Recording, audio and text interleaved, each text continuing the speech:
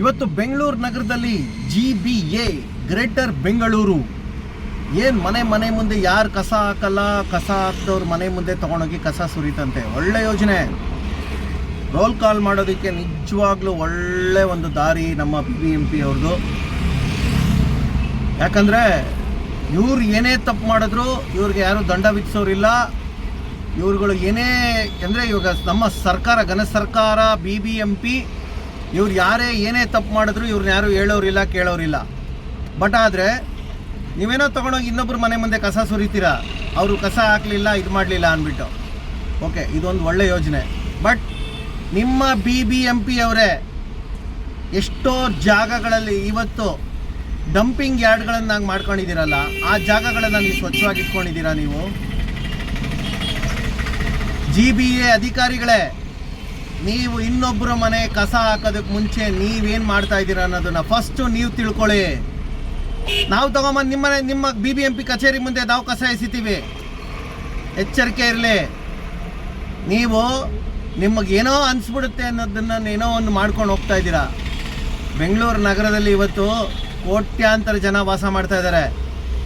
ನಿಮ್ಮ ಗಾಡಿಗಳೇ ಸರಿಯಾದ ಟೈಮಿಗೆ ಬರೋಲ್ಲ, ಸರಿಯಾದ ಟೈಮಿಗೆ ಅವ್ರ ಹತ್ರ ಬಂದು ಕಸ ಕಲೆಕ್ಟ್ ಮಾಡಲ್ಲ. ಹಂಗಾರೆ ಕಸ ಮನೆಯಲ್ಲೇ ಕೊಳಿತಾ ಬಿದ್ದಿರ್ಬೇಕಾ? ಎಷ್ಟು ಸರಿ ನೀವುಗಳು ಪ್ರೊಟೆಸ್ಟ್ ಮಾಡಿದಾಗ ಕಸದ ರಾಶಿಗಳು ಮನೆಯಲ್ಲಿ ಹೆಂಗೆ ಬಿದ್ದಿರ್ತವೆ ಅಂತ ಗೊತ್ತಾ ನಿಮಗೆ? ಇವಾಗ ಹೌದು, ಜನನೂ ತಪ್ಪು ಮಾಡಿದ್ದಾರೆ, ಜನಕ್ಕೆ ಅದೊಂದು ವ್ಯವಸ್ಥೆ ಮಾಡಿದ್ದೀರಾ. ಬಟ್ ನೀವು ಪರ್ಯಾಯ ವ್ಯವಸ್ಥೆ ಏನು ಮಾಡ್ಕೊಂಡಿದ್ದೀರಾ? ಇವತ್ತು ಬೆಂಗಳೂರು ನಗರದಲ್ಲಿ ಎಷ್ಟು ಜಾಗಗಳನ್ನು ತೋರಿಸ್ಬೇಕಾ ನಿಮಗೆ? ನಮ್ಮ KR ಮಾರ್ಕೆಟ್ ಹೆಂಗಿದೆ ಅಂತ ತೋರಿಸ್ಬೇಕಾ?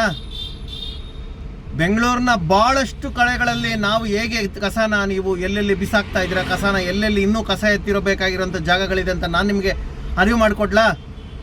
ನಾವೇ ಒಂದು ಟಿಪ್ಪರ್ ಲಾರಿನಲ್ಲಿ ತೊಗೊಂಬಂದು ಕಸ ತುಂಬ್ಕೊಂಬಂದು ನಿಮ್ಮ BBMP ಕಚೇರಿ ಮುಂದೆ ನಾವು ಕಸ ಎಸಿತೀವಿ. ಮುಂದೆ ನೀವು ಕಸ ಸರಿಯಾಗಿ ಪಿಕ್ ಮಾಡದೆ ಹೋದರೆ, ಫಸ್ಟು ನೀವು ಸರಿಯಾದರೆ ಜನ ನಾವು ಸರಿ ಹೋಗ್ತೀವಿ.